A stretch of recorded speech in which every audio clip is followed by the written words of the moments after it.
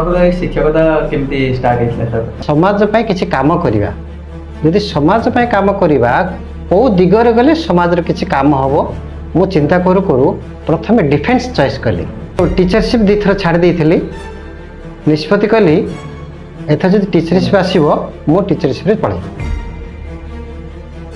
हम जेतेबेले इंचार्ज हेले गोटे टीचर शिक्षकता करथिले सेतेबेले शिक्षकता और वर्तमान शिक्षकता कोन डिफरेंस देखछन सर बहुत डिफरेंस आमे सुनछु श्रीमद् भगवत गीता और श्रीमद् भगवत महापुराण ए दुटा भितर कोन डिफरेंस सर श्रीमद् भगवत गीता हला प्रभु श्री कृष्णकर मुख निसृत बाणी किंतु ये सिद्धांत रे गीता रे सिद्धांत आ भागवत रे दृष्टांत ओके सर आज जो युवपीढ़ी की भक्ति मनोभाव दरकार की सर निहारी दरकार तो कौन पाए से भक्ति मनोभाव दरकार सर और से भक्ति मनोभाव द्वारा कौन आम डेवलपमेंट हो पारे भक्ति मार्ग द्वारा सी ठीक टाको निर्णय करिवो जब पिला बेले जदि से भक्ति मार्ग रे जीवो केबे हेले से कुपथगामी हेबो नाही। नमस्कार मोर रिपन स्वागत करछि हमर हे डिजिटल ओडिसा ब्रॉडकास्ट प्रोग्राम को आज आम सहित अछन्ते जने अवसर प्राप्त शिक्षक आ जने आध्यात्मिक प्रेमी तो चलंतु आमे भास्कर सर सहित आलोचना करबा कि तांकर शिक्षक प्रति मनोभाव केमती आसला आ से शिक्षकता सहित आध्यात्मिक प्रेमी केमती हेले तो सर नमस्कार सर आपको नमस्कार सर आपण जो प्रथमे आपण गोटे शिक्षक अवसर प्राप्त आपण को शिक्षकता केमती स्टार्ट हेतला सर प्रथम मोर बापांको आशीर्वाद रु बापा जने तो अशिक्षित पाठ पढ़ी नथिले पाठ न पढ़ी नथिले मध्य ताकर पुराण ऊपर जो पर रुचि थाए मु पिला बेले बहुत प्रश्न करे रामायण महाभारत ऊपर प्रश्न करे से संगे संगे उत्तर दे दियंती सेठी मु सेथुर शिखिली समाज पाई किछि काम करिवा यदि समाज पाई काम करिवा को दिगरे गले समाज रे किछि काम हबो मु चिंता करू करू प्रथमे डिफेंस चॉइस कली डिफेंस लाइन गली डिफेंस लाइन रे इंटरव्यू देली तापर परे एयर फोर्स इंटरव्यू देली तीन थर लगातार भुवनेश्वर सात तला रे तीन थर इंटरव्यू देली एको मसिया सर एटा थिला 1980 जदि आपणक पाखरे किछि प्रतिभा लुचि रहिछि आपण चाहउचंती लोकलोचन को आनिया पई ताहले हम डिजिटल ओडिसा ब्रॉडकास्ट हो जोड़ी हेबा पई हमको डीएम करंतु 80 81 82 तीन थर देली सेठू मते जड़े थट्टा कले से जे कि भाईभाष रे थान मो सब पास कर भाईभाष रे पहुंचे जने थट्टा कला कोन एटा मजा लागिछि सब बेले एटी हसछ आपण एटा मजा मो सेठी जुब सुलभ मो भी सेठी आपण से कहले एटा कोन मजा रे आपण इंटरव्यू रखछंती देखुछन मो तीन थर भाईभाष पहुंचले आपण कोन आपण मजा करछन मो मजा करूछि से सेटा कोन थाए तार अर्थ कोन बुझी पाइले जत हम क्रॉस करली सेथि मो सेठी मते विफल हेली देखिली सेतलो ए चाकरी रो समस्या आस्ते आस्ते आसी जाउछि तापरे मो टीचरशिप दी थर छाड़ देइथिली निष्पत्ति कली एथा जदि टीचरशिप आसीबो मो टीचरशिप रे पढै शिक्षक गले समाज रो किछि पिला को गठन करिवो आ समाज रो किछि काम करियो भाबी मो एजुकेशन टा को चॉइस कली आ अन्य दिगरे इंटरेस्ट कम कर देली तेणु करी 1982 84 मु टीचरशिप और ट्रेनिंग शेष करली ओके सर एबे जेमती सिटी बीडी एमती बुडा एग्जाम दर पड़ती तो सेतेले केमती कोन तार कैटेगरी थिले सर सेठी आपनकर एजुकेशनल क्वालिफिकेशन आउ टैलेंट सर टैलेंट द्वारा सिलेक्शन होई थाए मु मध्य नवा पैसा लांच कोडी देइनी मार्क रे ट्रेनिंग पाइली आ मार्क्स रे मध्य पोस्टिंग पाइली हेले सर आपण प्रथमे जो स्कूल रे एनरोल हमर ए पात्र ब्लॉक रो तुम्बा पंचायत राजलक्ष्मी नगर बोली गोटे जगह अच्छी सेठी पोस्टिंग पाइली प्रथम से 7 वर्ष कटिला से 1987 सेप्टेम्बर 4 सर सेतेबेले आपण जो मार्क्स कथा कहउथिले आपण इनबी केते पढिला परे टीचरशिप पे एलिजिबल होते नहीं 10th पास हले जदि भलो मार्क्स अछि होते मैट्रिक 10th देन हो मैट्रिक पास हला परे आपण अप्लाई करि पारंती सर 1980 मसे रे 10th रे जो क्वालिफिकेशन गुडा जो हमर सब्जेक्ट गुडा था से गुडा केते हमकु गोटे कष्टकर होतला बहुत कष्टकर थाए काई गोटे गोटे प्रश्न रो उत्तर लिखा होतले हमें 4-5 टा एडिशनल पेपर मागे लिखू वर्तमान बिट क्वेश्चन को फिट आंसर भली गोटे पदे आंसर देले 1 मार्क पाई जाते किंतु आमे 5 पृष्ठ 10 पृष्ठ लिखिले 5 मार्क की 10 मार्क पाऊ स्कूल लाइफ ଉପରେ କିଛି କହିବେ ସାର୍? ସ୍କୁଲ ଲାଇଫ୍ ସେଇ ଯେଉଁ ସ୍କୁଲରେ ମୁଁ ପ୍ରଥମେ ପୋଷ୍ଟିଂ ପାଇଲି, ଚାକିରି ଖଣ୍ଡେ ପାଉଛି ମାନେ ଏତେ ଆନନ୍ଦ ଆଉ କୁହନ୍ତୁନି, ଆଉ ଏତେ ବିନା ପଇସାରେ। ବାପା ମାଆଙ୍କର ଆଶୀର୍ବାଦ ଯୋଗୁଁ ମୋର ଆଜି ମୋ ନିଜ ବ୍ଲକରେ ମୁଁ ଚାକିରି ପାଉଛି ବୋଲି ଖୁସି ହୋଇ ଜଣକୁ ସାଥୀ କରି ସେ ଗୋଟେ ସାଇକେଲ ଧରିଲେ, ମୁଁ ଗୋଟେ ସାଇକେଲ ଧରିଲୁ। ଆମର ଏଠୁ ପ୍ରାୟ 20-22 କିଲୋମିଟର ହେବ ସାଇକେଲରେ ଗଲୁ। ତୁମ୍ବା ପରେ ପରେ ଗୋଟେ ଜଙ୍ଗଲ ପଡ଼େ, ସେ ଜଙ୍ଗଲ ରାସ୍ତା ନଥାଏ, ଖାଲି ପାଦ ଚାଲା ରାସ୍ତା ଥାଏ। ଗଲାବେଳେ ଏଇ ଯେଉଁ ବାଉଁଶ କୁମ୍ଭ ଯେଉଁ ତାର ଶାଖା ପ୍ରଶାଖା ଓହଳି ଥାଏ, ଗଲାବେଳେ ଏ ସାଇଡ୍ ସାର୍ଟ ବାଜିକି ଏଠୁ ଫଟୋ ପଳେଇଥିଲା। ଫେରିଲା ବେଳେ ସେଇ ଜାଗାରେ ଅନ୍ୟମନସ୍କ ଏ ଫଟୋ ପଳେଇଥିଲା। ସେଇଟା ଗୋଟେ ବଡ଼ ଅନୁଭୂତି ଥିଲା। ଆଉ ସେଠି ଯୁବ ସୁଲଭକ ତ ଗଲାବେଳକୁ ନା ସେ ସ୍କୁଲ ଅଛି, ନା ରେକର୍ଡ ଅଛି, ନା ଶିକ୍ଷକ ଅଛି। କ'ଣ କରିବା, କ'ଣ ମୁଁ ଆସି ଅଫିସରେ ଇନଫର୍ମେସନ୍ କଲି, କାହିଁ କିଛି ନା କ'ଣ କରିବା। ହେଲେ ସିଏ ସେତେବେଳେ ଏସ୍ଆଇ ମାନଙ୍କର ଗୋଟେ କିଛି ଏଇ ଭିତିରି କାରବାର କ'ଣ ଥାଏ, ଯିଏ ସେଠୁ ରିଲିଭ୍ ହେବେ ତାଙ୍କୁ ସେ ଆଣିକି ମୋତେ ଜୁଟେଇଲେ। ଆଉ ସିଏ ଜଷ୍ଟ ବ୍ଲକରେ ସେ ରିଲିଭ୍ ହେଇଗଲେ। ଆଉ ମୁଁ ସେଠି ଜଏନ୍ କରିଗଲି ଖାଲି କାଗଜ ଖଣ୍ଡରେ।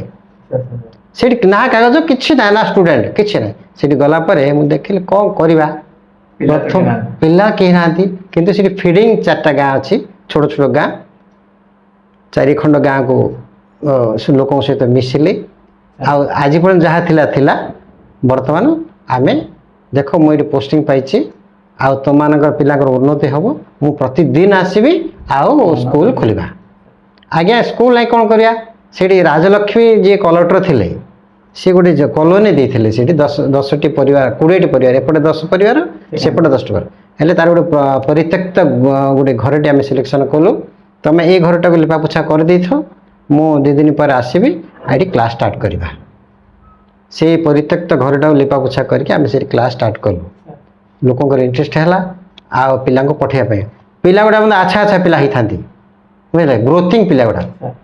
ସେଇଠି ଗୋଟେ 7 ବର୍ଷ ଭିତରେ ଗୋଟେ ପରିବାରର 3ଟା ଝିଅ ବର୍ତ୍ତମାନ ଏବେ ମୋ ଚାକିରି କରି, ଜଣେ ଇଞ୍ଜିନିୟର ପାଇଛି, 2 ଜଣ ଶିକ୍ଷକତା କରୁଛନ୍ତି। ଆଉ 2-3ଟା ପରିବାରର ସେମାନେ ବିଜନେସ୍ କରି ଭଲ ଷ୍ଟାଟସ୍ରେ ଅଛନ୍ତି। ଆଉ ଆପଣଙ୍କର ହାତର ଯେଉଁ ମାଡ଼ ଖାଇକି ଆମେ ମଣିଷ ହେଇଛୁ ଆଜ୍ଞା ଆଜି ମନେ କରୁଛନ୍ତି। ସେଇ ତାପରେ ସେଠି ଅଚାନକ ବାଘର ପ୍ରାଦୁର୍ଭାବ ଆଉ ହାତୀର ପ୍ରାଦୁର୍ଭାବ ବଢ଼ିଲା। ସେ ବାଘ ଆଉ ହାତୀର ପ୍ରାଦୁର୍ଭାବ ପାଇଁ ମୁଁ କାହାକୁ ନ କହି ସେଠୁ ଟ୍ରାନ୍ସଫର୍ ହେଇଗଲି ଜୟନ୍ତପୁର। ଯାହା ଘରେ ମୁଁ ଭଡ଼ା ନେଇଥିଲି ତୁମ୍ବାରେ, ମୁଁ ଯିବା ଆସିବା କରେନି, ରହିଯାଏ ତୁମ୍ବାରେ। ଆମ ସ୍କୁଲ ଏସ୍ଆଇ ଜଣେ ଥିଲେ ସୀତାପତି ମହାପାତ୍ର, ତାଙ୍କ ସହିତ ମୋର ମିସ୍ଅଣ୍ଡରଷ୍ଟାଣ୍ଡିଂ ହେଲା। କାହିଁକି ନା ଶିକ୍ଷକମାନେ ସବୁବେଳେ ଯାଆନ୍ତି, ସକାଳୁ ଯିବେ, ରୋଷେଇବାସ କରିବେ, ପିଲାଙ୍କ ସହିତ କମଚ ହେବେ, ପୁଣି ଫେରିଯିବେ। ସେମାନଙ୍କୁ ମୁଁ ଏକଜୁଟ କଲି। ଆମ ଅଞ୍ଚଳ ଉନ୍ନତି ପାଇଁ ଆମେ ପ୍ରତିଦିନ ତୁମେ ଆପଣମାନେ ଆସୁଛନ୍ତି, ପ୍ରତିଦିନ ଆସିବା, ପିଲାଙ୍କ ପାଇଁ ଖଟିବା, କ୍ଲାସ୍ କରିବା ଆଉ ଖଟିବା। ହେଲେ ସମସ୍ତେ ଏଇଟା ସ୍ୱାଗତ କଲେ। ମୋର ସବୁ ବହୁତ ଅଭିଜ୍ଞ ସେ ଶିକ୍ଷକମାନେ ଥିଲେ, ଏଇଟା ସ୍ୱାଗତ କଲେ। ଆଉ ଆମର ଗୋଟେ ଗ୍ରୁପ୍ ହେଲା ଭଳି ହେଲା। ସେ ଏସ୍ଆଇ ଇଏ ଆସିଲା ମୋର କିଛି ଆଦାୟରେ ଇଏ ଅସୁବିଧା କରିଥିଲି, ମୋ ପଛେ ସେ ଲାଗିଲା। ହେଲେ ମୋତେ ମୋ ପଛେ ସେ ଲାଗିଲା। ସେ ଯେତେବେଳେ 6ଟା ଅଧେରେ ପହଞ୍ଚିବ ସ୍କୁଲରେ ସକାଳୁ, ମୁଁ 6:15ରେ ପହଞ୍ଚିଥାଏ। ସେ 10ଟା ଟାର୍ଗେଟ୍ କରିଥିଲେ, ମୁଁ 9:45 ସ୍କୁଲ ପହଞ୍ଚିଥାଏ। ହେଲେ ସେ ଗଲାବେଳେ ସେ କହିଲେ ପ୍ରଧାନ ସମସ୍ତଙ୍କୁ ପାରିଲି ସିନା ତୁମକୁ ପାରିଲିନି। ହେ କ'ଣ ହେଲା ସାର୍? ନାଇଁ ତ ବହୁତ ଚମତ୍କାର କାମ କରୁଛ। ମୁଁ ଏତିକି ତାଙ୍କୁ କହିଥିଲି, ସାର୍ ଆପଣ ଜଣେ ଡିଫେନ୍ସ ଫେରନ୍ତା ହେଇ ଏସ୍ଆଇ କାମ କରୁଛନ୍ତି, କେଉଁଠୁ ଆସି କରୁଛନ୍ତି, କିନ୍ତୁ ଆଜ୍ଞା ଏ ଅଞ୍ଚଳ ଆମର, ମୋ ସହିତ ଆପଣ ଲାଗିବେନି ଆଜ୍ଞା। ମୋର ଲକ୍ଷ୍ୟ ହେଲା ପିଲାଙ୍କୁ କିଛି ଶିକ୍ଷାଦାନ ଦେବା। ଆଉ ଏଥିରେ ଯଦି ବ୍ୟତିକ୍ରମ କରିବେ ମୋତେ ଭୁଲ ବୁଝିବେନି। ଦେଖୁଛନ୍ତି ନା ସାଇକେଲଟା, ନୂଆ ସାଇକେଲ, ମୋ ସହିତ ହେଲା ସାଇକେଲ, ଆପଣ ସାଇକେଲରେ ଆପଣ ମଡ଼େଇ ଦେବି। ଏମିତି ମଧ୍ୟ ହେଇକି ଚାଲିଥାଏ। ଯେତେବେଳେ ସର୍ଭିସ ବୁକ୍ ଖୋଲିଲେ ସେ ସବୁ ଜାଗା ଲେଖିଦେଲେ, ସେ ସିଗ୍ନେଚର କଲେ ନାହିଁ। କ'ଣ ସାର୍ ସିଗ୍ନେଚର କଲେନି? ନାଇଁ ଦେବ ନା, ମୁଁ ସନ୍ତୋଷ କରିବି ସାର୍, ଆପଣ ସନ୍ତୋଷ କରିଥିବେ ନିଶ୍ଚିତ, କିନ୍ତୁ ସନ୍ତୋଷଟା କରନ୍ତୁ ନା, ହେଇପାରିବନି। ପକେଇଲେ ମୁଁ ବୋଲି ପଇସା ହେଇକି ଏବେ ଦେବି ନାହିଁ, ଆପଣ ସିଗ୍ନେଚର କରିବେ ତ ପଇସା ଦେବେ। ସିଏ କଲେ ନାହିଁ, ମୁଁ ଦେଲି ନାହିଁ। ତାପରେ ସିଏ ପଳେଇଲେ। ଏଇଟା ହେଇଥିଲା ଆପଣଙ୍କର 94। ହଁ 94 ଭିତରେ କଥା ସେଟା। 94ରେ ବି ଏମିତି ହଁ 94 ଭିତରେ। ଆପଣ 87 ପାଇଲେ ନା, ସିଏ ମୋତେ 92 ପର୍ଯ୍ୟନ୍ତ ମୋ ପଛେ ଲାଗିଥିଲେ।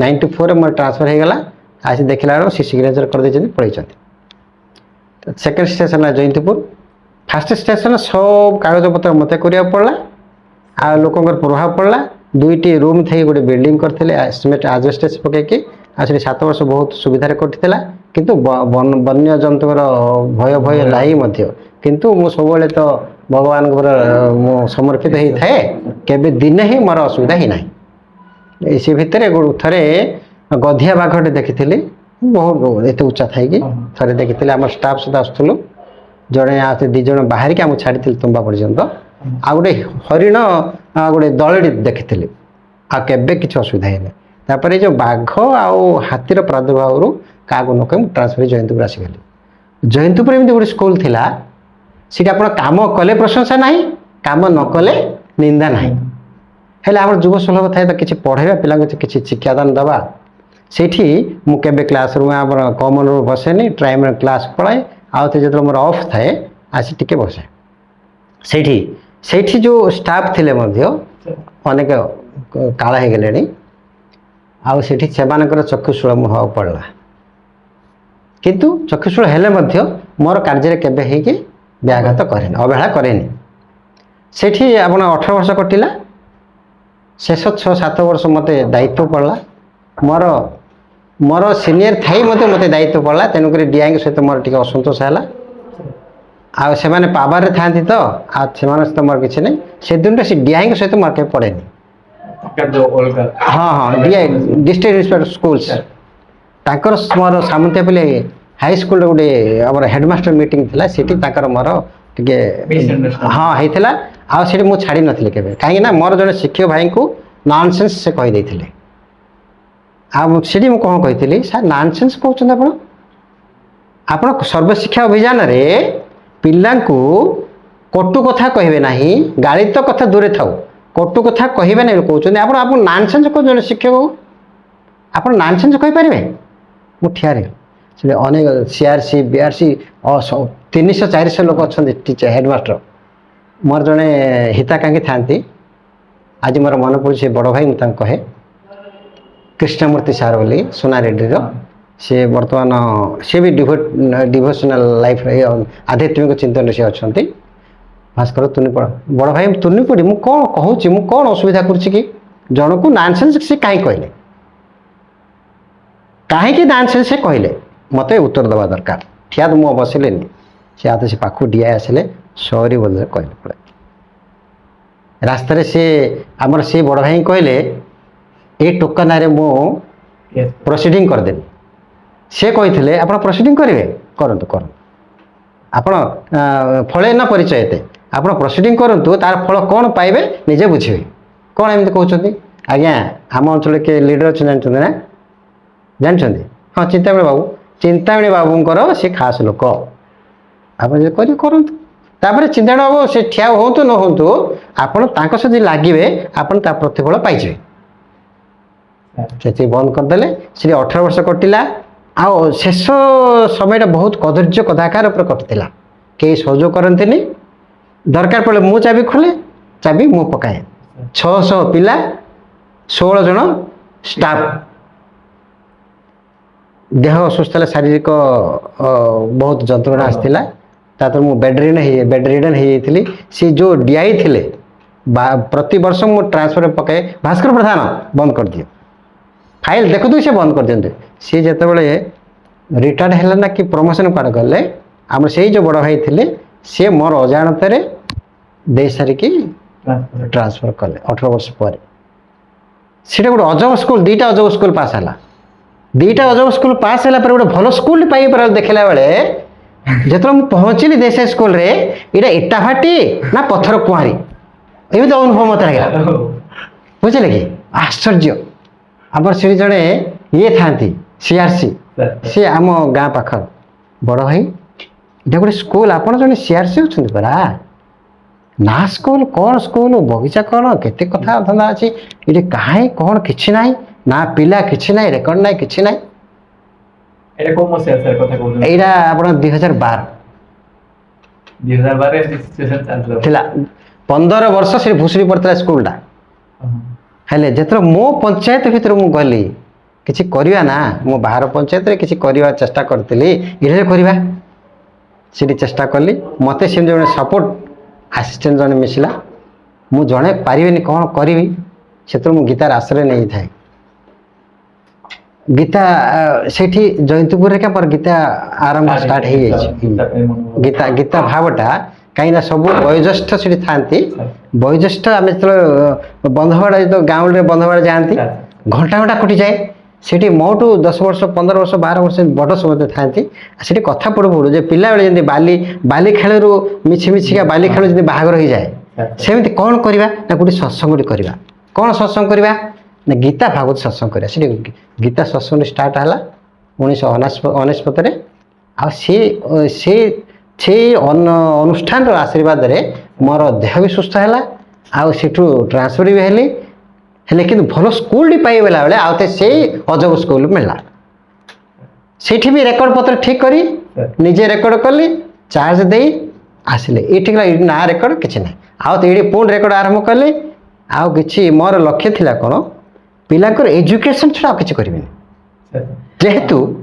ଯେହେତୁ ମୁଁ ଇନଚାର୍ଜ ଯଦି ଆପଣ କୋଠାବାଡ଼ି କରିବେ ଇଏ କରିବେ ଜଣେ ରିଏଲ ହେଡ଼ମାଷ୍ଟର ରଖୁନ୍ତୁ ସିଏ କରିବେ ମୁଁ ଇନଚାର୍ଜ ମାନେ ଚାବି କାଠି ଧରିଲି ଚାବି ଖୋଲିଲି ପିଲାଙ୍କ କଥା ବୁଝିଲି ଆଉ ତ ଚାବି ପକେଇଲି ସାର୍ ଆପଣ ଯେତେବେଳେ ଇନଚାର୍ଜ ଥିଲେ ଗୋଟେ ଟିଚର ଶିକ୍ଷକତା କରୁଥିଲେ ସେତେବେଳର ଶିକ୍ଷକତା ଆଉ ବର୍ତ୍ତମାନ ଶିକ୍ଷକତା କ'ଣ ଡିଫରେନ୍ସ ଦେଖୁଛନ୍ତି ସାର୍ ବହୁତ ଡିଫରେନ୍ସ ଏଇ କଥାରେ କହନ୍ତି ଅଇଲି ଆଉ ଗଲି ଆଇଲା ମାଳି ମାରିଲା ତାଳି ଏମିତି ନ୍ୟାୟରେ ବର୍ତ୍ତମାନ ଚାଲିଛି କାହିଁକି ଆମେ ଯେତେବେଳେ ପାଠ ପଢ଼ୁଥିଲୁ ଆମକୁ ବହୁତ ଦଣ୍ଡ ଦିଆଯାଏ ଅବଶ୍ୟ ମୁଁ ଦଣ୍ଡ ପାଇନି ମୋ ପାଖ ପିଲା ଗୋଟେ ଦଣ୍ଡ ପାଆନ୍ତି ଗୋଟେ ପିଲାକୁ ବାଡ଼େଇଲା ସମୟରେ ମୋ କାନୁନ ବାଇଥିଲା ଟିକେ ଉଡ଼ି ଯାଇଥିଲା କାନୁର ଖଣ୍ଡେ ସେ ଭୟରେ ମୁଁ ଯେତେବେଳେ ରହିବି ମୋର ପାଠପଢ଼ା ଶେଷ ହୋଇ ରହିଥାଏ ସେଇ ପ୍ରଭାବଟା ମୋ ଉପରେ ଥାଏ ଆଉ ମୁଁ ପିଲାଙ୍କୁ ବହୁତ ବହୁତ ବହୁତ ଶାସନ କରେ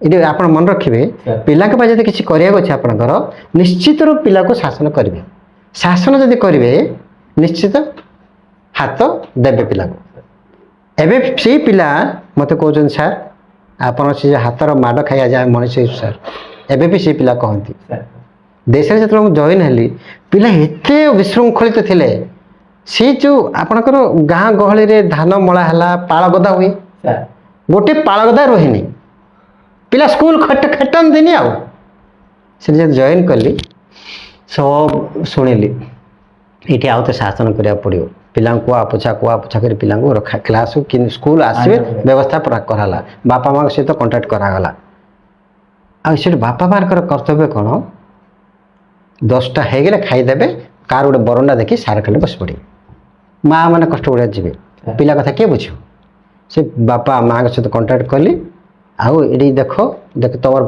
ତୁମେ କହିବା ପ୍ରକାର 15 ବର୍ଷ ହେଲା ସ୍କୁଲ ଏଠି ଶିକ୍ଷା ଭୁଷୁଡ଼ି ପଡ଼ିଛି ଆଉ ଦେଖ ମୁଁ ବେଶୀ ଦୂର ଆସେ ନାହିଁ ଆମ ଗାଁକୁ ତୁମ ଗୋଟେ ବାଲିନାଳ ବୋଲି ଗୋଟେ ଅଛି ବାଲିନାଳ ଅଛି ସେ ବାଲିନାଳ ସେପଟେ ଆମ ଗାଁ ଏପଟେ ତୁମ ଗାଁ ଆଉ ଦେଖ ବେଶୀ ଦୂର ଆସିନି ଯଦି ଅନୁଷ୍ଠାନରେ କିଛି ଉନ୍ନତି କରିବାକୁ ଚାହୁଁଛ ମୋ ହାତ ସହିତ ହାତ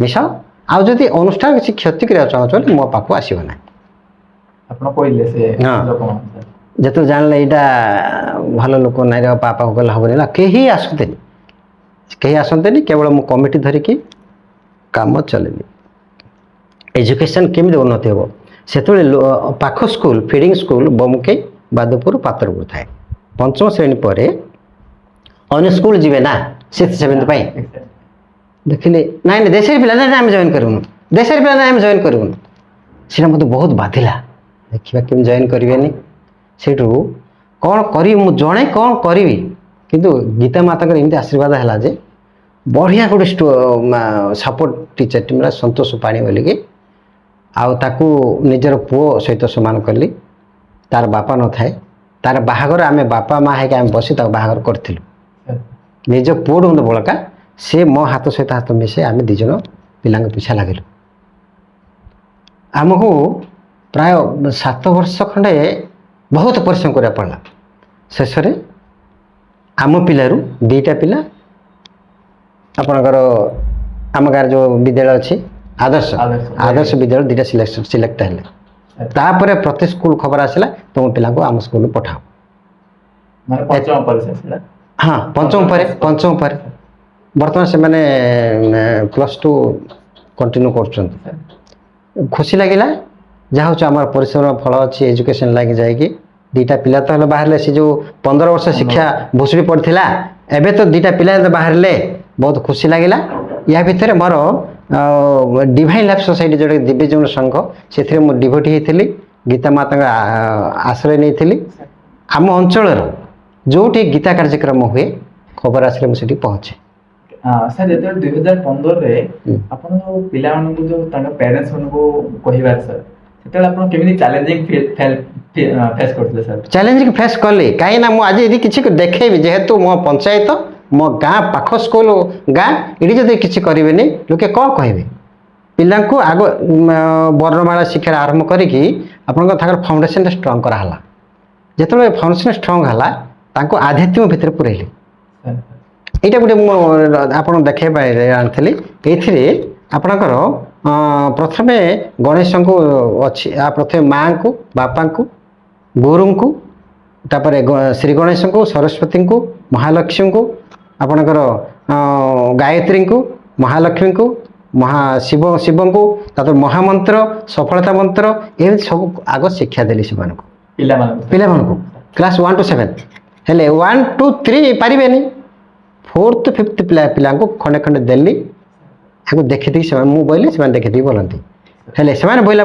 जो छोट छोट छुआ था से बहुत तीक्ष्ण रहा स्मरण शक्ति देखी बोले ना न देखी बोले जो अभ्यास होगा मु गीतार 15 अध्यायटा अभ्यास आरंभ कल हेले सर आपण जो शिक्षकता मध्य जो आध्यात्मिक को काहे एंटरफेयर कले सर काहे एंट्री कले देखंतु ए जो समाज रो जो प्रकार परिस्थिति है समाज आ समाज भली ना ये जो गाँवली भाषा कहले साग खिया को पेज खिया चिन्हेनी आप भल अच्छा ना आपणकर आपण पछू टाणवे जमी कि आप कदर्य अनुभव करेंगे आप असुविधा अनुभव करेंगे आप सुखरे रहिले से सहे ना तेणुक ये समाज रू टिके अलगा रहीकि निजर उन्नति पाई निजर आग निजे स्थिति ठीक करिवो निजर उन्नति कले तो से समाज उन्नति करिवो मनुष्य जन्म है एक दुर्लभ जन्म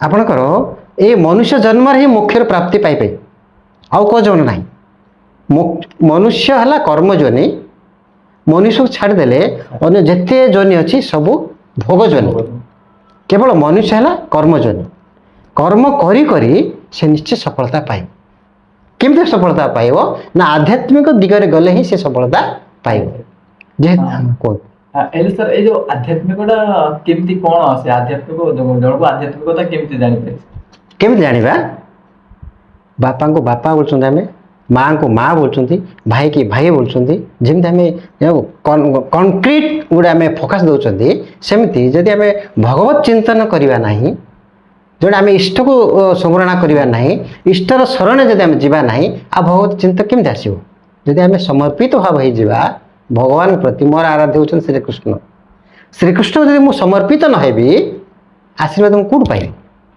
प्रथम आमर गुरु थे माँ तापर बापा थे तापर गुरु शिक्षा गुरु आसिले शिक्षा गुरु आसला दीक्षा गुरु आसबे दीक्षा गुरु आसला आमर जी की मोक्षर पथ देवे सी आमर इष्ट जदि आम स्मरण करवानी सी आम केमी मोक्ष प्राप्ति करिया जदि मनुष्य जन्म जब आम मोक्ष प्राप्ति करवानी तेल आमर ये जो 84 लक्ष जोनि भितर में घाटी होता पुनरपि जननी पुनरपि जन्म पुनरपि मरणम पुनरपि जननी जठरे शयनम ये जन्म मृत्यु चक्र रे घूरी बुलुवा जमी जल चक्र घुरुची आपण जलटा ऊपर जाऊँगी पुणी से मेघाकार वर्षाकार जमी जल चक्र चलती सेमती जन्म मृत्यु चक्र आम घाटी हवा ये जन्म मृत्यु चक्र घाटी न होगापाई मनुष्य जन्म शेष पाई ये जदि आम आध्यात्मिकतावादी करवा ना बहुत चिंतन करवा ना आमर मुक्ति हवा ना तेणुक आध्यात्मिक पथ निहाती आवश्यक सर शिक्षकता टाइम रे आपण पिला मन केमती आध्यात्मिकता को ऊपर से मन को फोकस कले प्रथम माँ को देली हरे पिले तुमको ये समाज किए परिचय कला तुम प्रथम क्या चिन्हल आमे माँ चिन्हलु माँ चिन्हल माँ चिन्हला पर आउ नियम केम जान ना माँ कहले ये तुम बापा ये तुम भाई ये तुम भौणी ये तुम दादा ये तुम पड़ोसी ये सब सी माँ परिचय देले जमी माँ को परिचय देल माँ को जानिल बापा को जानिल भाई की जानिल तापरे अन्य फोटो जाक देखागला तांको विभिन्न प्रकार फोटो देखाला ये फोटो किए सी फोटो किए जानिच कि ना जानिन हाँ जदि जानिन ये होचंदी गणेश महाप्रभु ये होचंदी सरस्वती तो आम गणेश पूजा कर स्कूल रे सी गणेश पूजा कौन आम पूजा कर ना आम भल विद्या हो सरस्वती माँ कहीं पूजा कर आम भल विद्या हो सेमिति आम ये आध्यात्मिक चिंतन को गुरुत्व दिगला जे गणेश को पूजा करवा सरस्वती को पूजा करवा जगन्नाथ को पूजा करवा ये समस्त आशीर्वाद हेले जाई आम भल मनीषटी हवा एमती करमी करवा सा ना ये तार किसी आम आम जमी प्रार्थना करुँच भल हाँपाई क्या डरबी सत कही क्या डरबी हाँ सत कही पछे मले मरी जो आम कहते तेणुक आम सत कथा करवा भल कथा करवा भल कथा कले जाकि आम समाज में जड़े भल मनीष हवा आम जब भल मनीष हवा समाज आमको भल पाइबे सर आम प्रत्येक स्कूल रे किछि प्रथमे प्रथमे प्रार्थना करा जाउछि हाँ तो एटा केबुठु लागू होइतिला आ कोन पय गुडा प्रथमे प्रथमे प्रार्थना करा जाउछि सर स्कूल रे कहीं प्रार्थना करा जाए पिला घर घर छाड़ी आसला अनुष्ठान आसला तार मानसिक स्थिरता मानसिक स्थिरता आने प्रार्थना करा जाए प्रार्थना कले से शांति शांति रहे हाँ प्रार्थना आरंभ प्रार्थना ताके गोटे गोटे स्तर पर स्तर किन शिखिबे शांति कौन शिखिबे आउ कौन पे आम कहगला प्रार्थना कौन पे करवा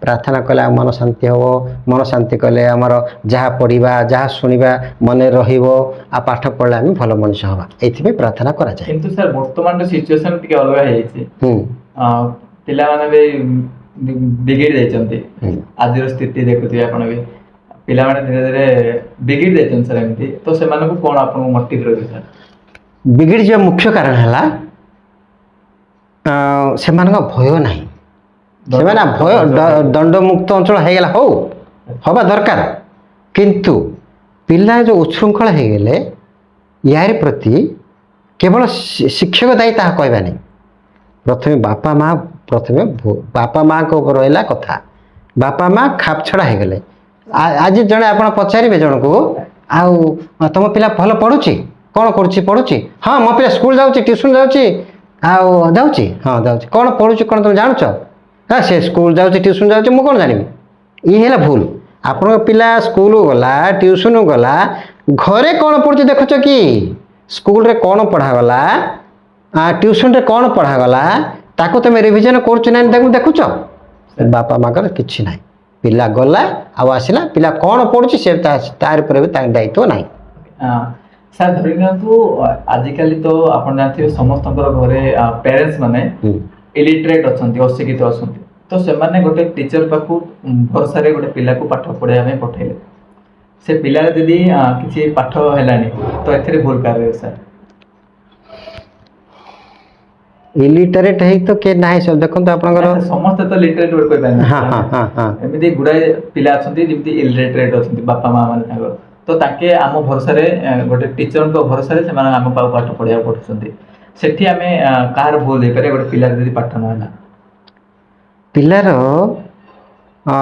सबु दिगरो उन्नति करिया थिले देखो तो आपण चुली थिला काठर चुली थिला तीनोटी इंडा थिला एटा परिवार शिक्षक बा अनुष्ठान सरकार सरकार सहायता हम बापा माँ दृष्टि हम आउ जी दायित्व रहती तीन मिसिले जाई पिलार उन्नति हम जदि बापा माँ गोटे साइड माइनस हो आप दुर्बल है ना यार सरकार सहायता दो जदि शिक्षक भल है ना आउ गोटे दृष्टि माइनस हो तेणुक ये तीन दिगरु जदि समदृष्टि रहिबो पिलार उन्नति हम बर्तमान तीन दृष्टि ना बर्तमान चारि दृष्टि आप गैस चुले बट चार्टा देखो गोष्ठी बापा माँ आपणकर शिक्षा विभाग सरकार सरकार सहायता आसुची शिक्षक तार कर्तव्य करिया पड़िबो आपण गोष्ठी जो माने कि गोष्ठी माने जो अनुष्ठान कमिटी तांकर दृष्टि रहा दरकार आ बापा दृष्टि ये चारि दिगरु जदि समान दृष्टि दबा ताहले पिलार उन्नति हम गोटे जदि दृष्टि दुर्बल हो गला ଆଉ 3 ଜଣ ସେଠି ବି ତାକୁ ଦେଖି ତାର ପ୍ରଭାବ ପଡ଼ିବ ଯେଉଁଟାକି ପିଲାଙ୍କ ପାଇଁ ଅସୁବିଧା ହେବ। ସାର୍ ଆଜିକାଲି ଯୋଉ ସିଚୁଏସନ ଚାଲିଛି ସମସ୍ତଙ୍କୁ ଗୋଟେ ଶ୍ରୀକୃଷ୍ଣ ଭଳି ସାଙ୍ଗ ଦରକାର କି ସାର୍? ନିହାତି ଦରକାର। ହେଲେ ସାର୍ ସେଗୁଡାକୁ ଆମେ କେମିତି ଡିସିସନ ନେଇପାରିବା ଯେ ଆମେ ଗୋଟେ ଭଲ ସାଙ୍ଗ ପାଇବା ବୋଲି? ଡିସିସନ୍ ନେବା ମାନେ ନିଜର ଚରିତ୍ର ନିଜେ ଆଗ ଷ୍ଟଡି କରିବା।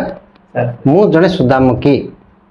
ଯଦି ଆମେ ନିଶ୍ଚିତ ହେବା ଯେ ମୁଁ ଜଣେ ସୁଦାମ, ନିଶ୍ଚିତ ଯଦି ଆମେ ନିଜ ହୃଦୟଙ୍ଗମ କରିଛନ୍ତି ମୁଁ ଜଣେ ସୁଦାମା, ଯଦି ଆମେ ହୃଦୟଙ୍ଗମ କରିଛନ୍ତି ସୁଦାମା ବୋଲି ଶ୍ରୀକୃଷ୍ଣ ନିଶ୍ଚୟ ଭାବେ ପାଖକୁ ପହଞ୍ଚିଯିବେ।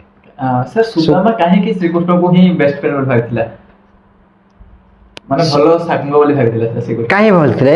ପ୍ରଥମେ ମୋର ଭାବନାରେ ସିଏ ରଜା ପୁଅ, କୃଷ୍ଣ ରଜା ପୁଅ, ଇଏ ହେଉଛନ୍ତି ଜଣେ ଦରିଦ୍ର ବ୍ରାହ୍ମଣ ପୁଅ। ଉଭୟ ସାନ୍ଦିବନୀ ଆଶ୍ରମରେ ମିଶିଥିଲେ। ଆଉ କୃଷ୍ଣ କାହିଁକି କୃଷ୍ଣ ଚଏସ୍ କଲେ? କୃଷ୍ଣ ସମସ୍ତଙ୍କୁ ଭଲ ପାଆନ୍ତି। କୃଷ୍ଣ ଯେତେ ଥିଲେ ତାଙ୍କ ସାଙ୍ଗ ସମସ୍ତେ ଭଲ ପାଆନ୍ତି। ଇଏ ସୁଦାମା ଦେଖିଲେ ହଁ ରଜା ପୁଅ ପାଖରେ ମୁଁ ରହିଲେ ମୋର ଅସୁବିଧା ହେବ ନାହିଁ, ମୋର ଖାଇବା ପିଇବାର ଅସୁବିଧା ହେବନି, ଜ୍ଞାନ ଗାରିବାର ଅସୁବିଧା ହେବନି, ଆଉ ରଜା ପୁଅ ଉପରେ ହୁଏତ ଗୁରୁଦେବ ଯଦି ଷ୍ଟ୍ରେସ୍ ଦେବେ ପାଠ ପଢ଼ାଏ ମୁଁ ତ ସେଠି ରହିବି, ମୁଁ କିଛି ପାଇବି, ଇଏ ଉଦ୍ଦେଶ୍ୟ ନେଇକି ସେ କୃଷ୍ଣଙ୍କୁ ବହୁତ ଭଲ ପାଇଲେ, ଆଉ ଯେଉଁଟାକି ତାଙ୍କର ନିବିଡ଼ତା ଆସିଗଲା।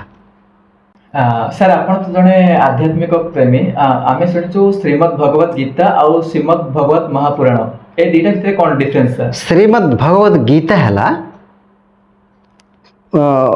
ପ୍ରଭୁ ଶ୍ରୀକୃଷ୍ଣଙ୍କର ମୁଖ ନିଃସୃତ ବାଣୀ। ଏଇଟା କେଉଁଠି ହେଇଥିଲା ନା କୁରୁକ୍ଷେତ୍ର ନାମକ ଏକ ଯୁଦ୍ଧଭୂମି ଧର୍ମକ୍ଷେତ୍ରେ କୁରୁକ୍ଷେତ୍ରେ ସମବେତ ଉତ୍ସବ ମାମକାଃ ପାଣ୍ଡବାଶ୍ଚୈବ କିମ୍ ଅକୁର୍ବତ ସଞ୍ଜୟ।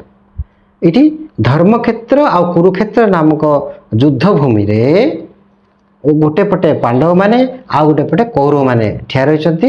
ସେଇଠି ଶ୍ରୀକୃଷ୍ଣ ଏଇ ଗୀତାଟା ତାଙ୍କ ମୁଖରୁ ଆରମ୍ଭ କରିଥିଲେ। କେମିତି ଆରମ୍ଭ କରିଥିଲେ ନା ଯେତେବେଳେ ଜମା ହେଲେ ଯୁଦ୍ଧ ପାଇଁ ପ୍ରସ୍ତୁତି ହେଇଗଲେ, ପ୍ରସ୍ତୁତ ହେଇ ଯୁଦ୍ଧ କ୍ଷେତ୍ରକୁ ପଳେଇଗଲେ, ସେଇଠି ଶ୍ରୀକୃଷ୍ଣ ଅର୍ଜୁନଙ୍କର ସାରଥୀ ରୂପେ ମଧ୍ୟ ରାଜି ହେଇଥିଲେ। ସାରଥୀ ରୂପରେ ଯାଇଛନ୍ତି, ଅର୍ଜୁନ ରଥରେ ବସିଛନ୍ତି, ଶ୍ରୀକୃଷ୍ଣ ଯାଇଛନ୍ତି। ଅର୍ଜୁନ ପ୍ରଥମେ କହିଲେ ଯେହେତୁ ସାରଥୀ ରଥୀଙ୍କର କଥା ଶୁଣିବେ, ସେନୟୋର ଉଭୟୋର ମଧ୍ୟରେ ରଥଂ ସ୍ଥାପୟେମ ଅଚ୍ୟୁତ, ହେ ଶ୍ରୀକୃଷ୍ଣ ହେ ଅଚ୍ୟୁତ, ଦୁଇ ସେନାଙ୍କ ମଧ୍ୟରେ ମୋର ରଥ ନେଇକି ସେ ସ୍ଥାପନ କର। ଅର୍ଜୁନ ଦେଖିଲେ ଉଭୟ ପଟେ ଶିକ୍ଷାଗୁରୁ ଅଛନ୍ତି, ପିତାମହ ଭୀଷ୍ମ ଅଛନ୍ତି, ଦଦା କୋକେଇ ଭାଇ ବନ୍ଧୁ ସବୁ ଅଛନ୍ତି। ସେଇଠୁ ସବୁ ଦେଖିଲେ ଯେ ମୁଁ କାହା ସହିତ ଯୁଦ୍ଧ କରି କାହାକୁ ମାରିବି, ଏମାନଙ୍କୁ ମାରି ମୁଁ କ'ଣ ଯଶ ଅର୍ଜନ କରିବି ବୋଲି ତାଙ୍କର କୌଟୁମ୍ବିକ ଭାବ ଜାତ ହେଲା, ମମତ୍ୱ ଭାବ ଜାତ ହେଲା। ତେଣୁକରି ସିଏ ବିଷାଦ ଆସିଲା ତାଙ୍କ ମନରେ। ଯଦି ବିଷାଦ ଆସିଗଲା, ସିଏ ଶ୍ରୀକୃଷ୍ଣଙ୍କୁ କହିଲେ ତାଙ୍କର ଚର୍ମ ଶିଥିଳ ହେଇଗଲା, ପାଟି ଖନା ମାରିଗଲା, ଆଉ ଦେହ ଶିଥିଳତା ଆସି ସେ ରଥରେ ବସି ପଡ଼ିଲେ, କହିଲେ ଅଚ୍ୟୁତ ମୁଁ ଆଉ ଯୁଦ୍ଧ କରିବି ନାହିଁ। ସେଇଠି ଶ୍ରୀକୃଷ୍ଣ ତାଙ୍କୁ ତୋର କ୍ଷେତ୍ର ତମ ହେଉଛ, ତମର କର୍ତ୍ତବ୍ୟ କର୍ମ ହେଲା, ଯେହେତୁ ତମେ କ୍ଷତ୍ରିୟ ତମର କ୍ଷତ୍ରିୟ ଧର୍ମରେ ଯୁଦ୍ଧ କରିବା, ତମର କର୍ତ୍ତବ୍ୟ ତମେ କର, ତମେ କର୍ତ୍ତବ୍ୟ କର୍ମ କର, ଯାହା ଫଳଟା ପରେ ସେ କହିଛନ୍ତି, ତାକୁ ବୁଝେଇଛନ୍ତି ଗୀତା ମାଧ୍ୟମରେ। ତାକୁ ଶ୍ରୀମଦ୍ ଭଗବତ ଗୀତା କହନ୍ତି। ଆଉ ତାର ଦ୍ୱିତୀୟ ଅଧ୍ୟାୟରେ ଗୋଟେ ଶ୍ଲୋକଟି ଅଛି, କର୍ମଣ୍ୟେବାଧିକାରସ୍ତେ ମା ଫଲେଷୁ କଦାଚନ ମା କର୍ମ ଫଳ ହେତୁର୍ଭୁ ମା ତେ ସଙ୍ଗସ୍ତ୍ଵ କର୍ମଣି।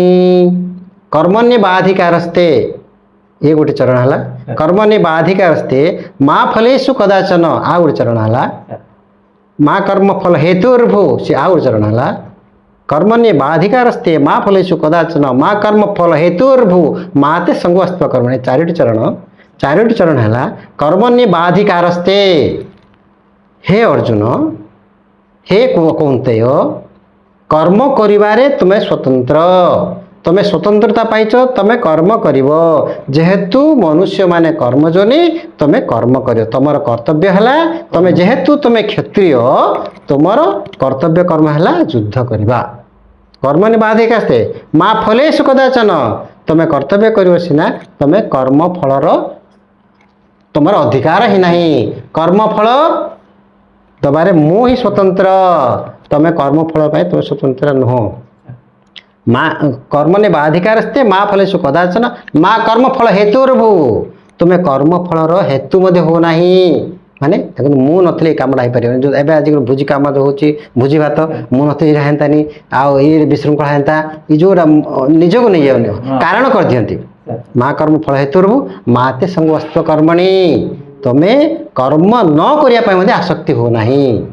ତେଣୁକରି ଏ ବିଭିନ୍ନ ଅର୍ଜୁନକୁ ମାଧ୍ୟମ କରିକି ସମାଜକୁ କେମିତି କର୍ତ୍ତବ୍ୟ କର୍ମ କରିବେ, କେମିତି ନିଜର ଆତ୍ମ ଉଦ୍ଧାର କରିବେ, ସେଇଟା ଗୀତା ଭଗବତ ଗୀତାରେ ଦେଇଛି। ଭଗବତ ଗୀତା ହେଲା ସିଦ୍ଧାନ୍ତ ମୂଳକ ମତାମତ, ସବୁ ସିଦ୍ଧାନ୍ତ ରହିଲା ଗୀତାରେ।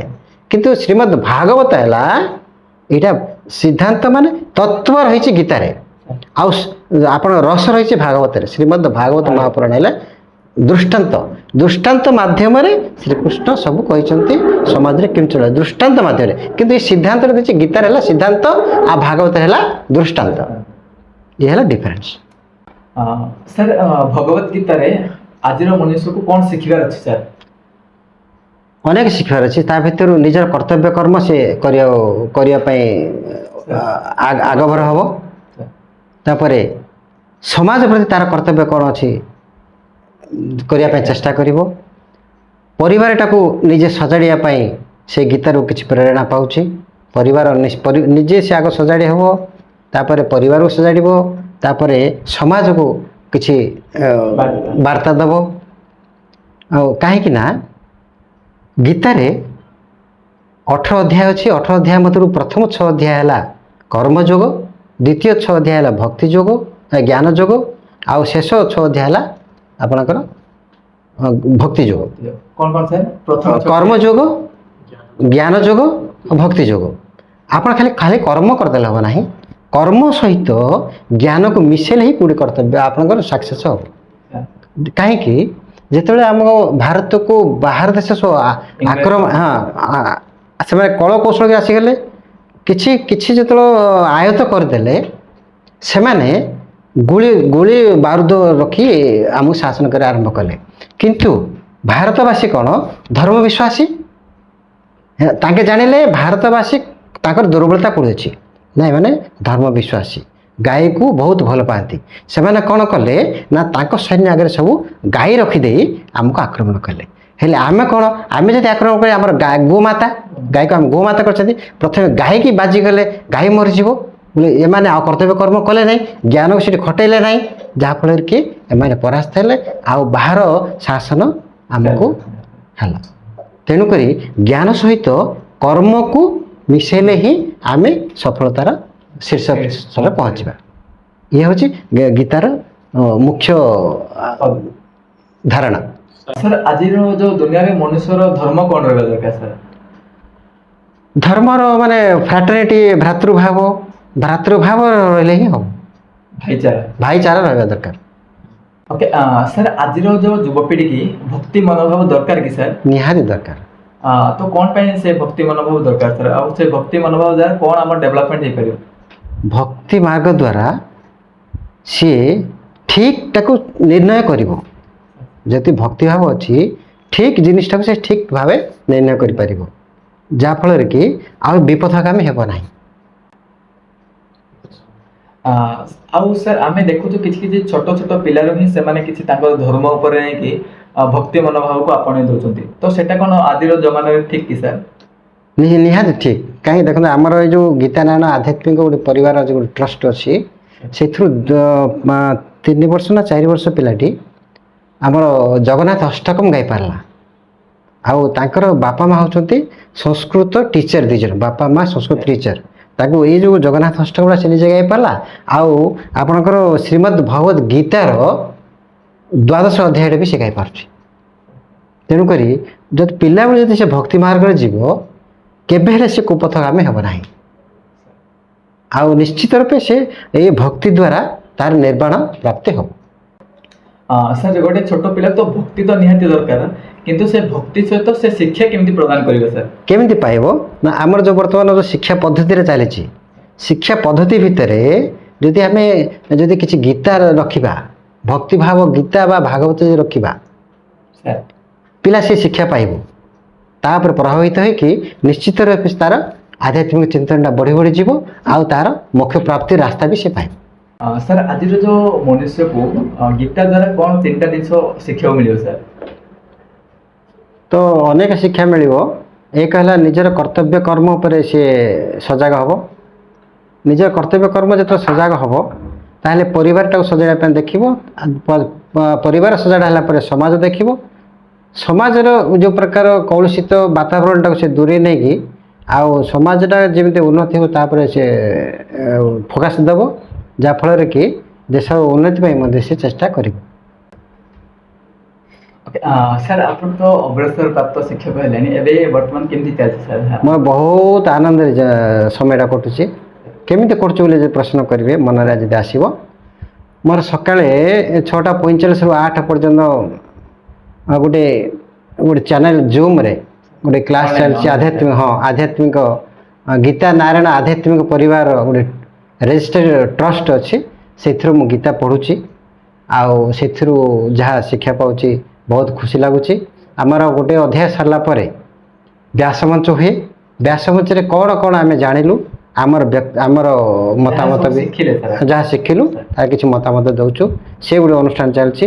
2ରେ ଦିବ୍ୟ ଜୀବନ ସଂଘର ମୁଁ ଜଣେ ଡିଭୋଟି। ଦିବ୍ୟ ଜୀବନ ସଂଘର ଯେକୌଣସି କାର୍ଯ୍ୟକ୍ରମରେ ମୁଁ ଭାଗିଦାରୀ, ଯେଉଁଠି ଇନଫର୍ମେସନ୍ ସେଠି ପହଞ୍ଚୁଛି। 3ରେ ଆମ ଅଞ୍ଚଳରେ ଯେଉଁଠି ଗୀତା ଯଜ୍ଞ ହେବ ବା ଗୀତାର କାର୍ଯ୍ୟକ୍ରମ ହେବ ଇନଫର୍ମେସନ୍ ପାଇଲେ ମୁଁ ସେଠି ପହଞ୍ଚୁଛି।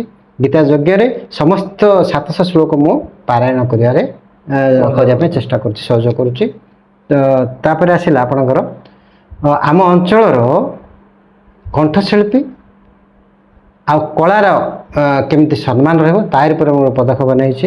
ଆମ ଅଞ୍ଚଳରେ ଶ୍ରୀ ଶ୍ରୀ ଶ୍ରୀ ଚନ୍ଦ୍ରକଳ୍ପେଶ୍ୱର ଭଜନ ସଂଘ ଗୋଟେ ଅଛି ନୂଆପେଣ୍ଠ, ସେଠି ଉପଦେଷ୍ଟା ଭାବରେ ମଧ୍ୟ ରହିଛି। ଆଉ ଆମର ଅନୁଷ୍ଠାନର ଉତ୍ତରୋତ୍ତର ଉନ୍ନତି ପାଇଁ ସେ ବହୁତ ଚେଷ୍ଟା କରୁଛି। ଆଉ ଆମର ଗୋଟେ ନିଶାରେ ସେଠି ରହିଛୁ, ପଇସା ନାହିଁ। ସେଠି ଯାହା ଆଦାୟ ହେଲା ଆଉ ଖର୍ଚ୍ଚ ବାର୍ଚ୍ଚ ଯାଇ ଯାହା ବଳିକି ଗଲା ସେଇଠି ସେଇ ମନ୍ଦିରର ଉନ୍ନତି ପାଇଁ ଆମେ ସେ ଚେଷ୍ଟା କରୁଛୁ। ଆଉ ଏମିତିରେ ସମୟ ପାସ୍ ହେଇକି ମୁଁ ବହୁତ ଆନନ୍ଦରେ ଅଛି। ସାର୍ ଆଜିର ଏହି ଛୋଟିଆ ବ୍ରଡକାଷ୍ଟ ପ୍ରୋଗ୍ରାମଟି ଆପଣଙ୍କୁ କେମିତି ଲାଗିଲା ସାର୍? ମୋତେ ବହୁତ ଭଲ ଲାଗିଲା। ଆମେ ତ କିଛି ମତର ଆଦାନ ପ୍ରଦାନ ନେଲେ, ଅଞ୍ଚଳ ବିଷୟ ଜାଣିଲେ, ଆଉ କେମିତି ଆମେ ତ ଆପଣ ମୋତେ ଜାଣିନଥିଲେ, ମୁଁ ଆପଣଙ୍କୁ ଜାଣିନଥିଲି। ବହୁତ ଖୁସି ଲାଗିଲା। ଏମିତି ଆଉ ଅନ୍ୟମାନଙ୍କୁ ମଧ୍ୟ ଆଣିକି ଏଥିରେ ଯୋଗ କରନ୍ତୁ। କିଛି ସମସ୍ୟା ଯଦି ଅଛି, ହଁ ଯଦି କିଛି ଅଛି ସେଟା ବି ଆପଣମାନେ ଜାଣିପାରିବେ। କିଛି ଲୋକ ଆ ଭିତରେ ସାମିଲ କରନ୍ତୁ। ଆଉ ଆପଣମାନଙ୍କ ଅନୁଷ୍ଠାନ ପାଇଁ ମୁଁ ଗୋଟେ ଛୋଟିଆ ଗୀତା ବହିଟି ଆଣିଛି ଆପଣ ଅନୁଷ୍ଠାନ ଦେବା ପାଇଁ, ସେ ବ୍ୟାଗ୍ରେ ଅଛି।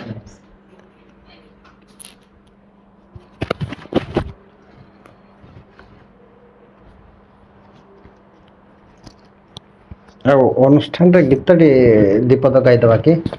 ଅନୁଷ୍ଠାନ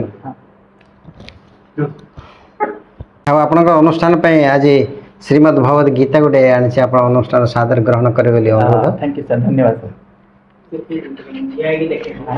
ସାର୍ ଆପଣ ଯୋଉ ଏଇ ଯୋଉ ଆଧ୍ୟାତ୍ମିକତାକୁ ଆପଣେଇଛନ୍ତି, କିଛି ଗୀତ ଫିତ ଗାଉଛନ୍ତି ନା କ'ଣ ସାର୍? ହଁ, ଆଧ୍ୟାତ୍ମିକ ଚିନ୍ତନ ଉପରେ ଆମ ଅନୁଷ୍ଠାନରେ ବି ବେଳେବେଳେ ଗୀତ ଗାଏ। ତ କିଛି ଆମ ଅଡିଏନ୍ସ ମାନଙ୍କ ପାଇଁ ଗୋଟେ ଗୀତଟି ଛୋଟିଆ ଆଧ୍ୟାତ୍ମିକ ଯେମିତି ମନକୁ ଛୁଇଁବ। ଠିକ ଅଛି। କଦାଚିତ୍ କାଲେନ୍ଦେ ତଟ ବିପିନ ସଙ୍ଗୀତ କରବୋ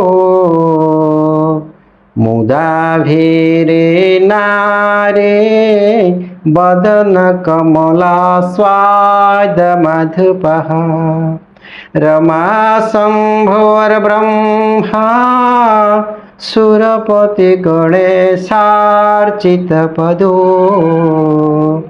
जगन्नाथ स्वामी नयन पथगामी भवतु मे जगन्नाथ स्वामी नयन पथगामी भवतु मे जगन्नाथ स्वामी नयन पथगामी भवतु मे। भिडियोटी शेष जाई देखिथिबारु बहुत बहुत धन्यवाद। एमिति नुआ नुआ वीडियो देखिबा पई आम चैनल को सब्सक्राइब करि रखंतु, आम चैनल सहित जोड़ी हुअंतु। रहउछु, धन्यवाद।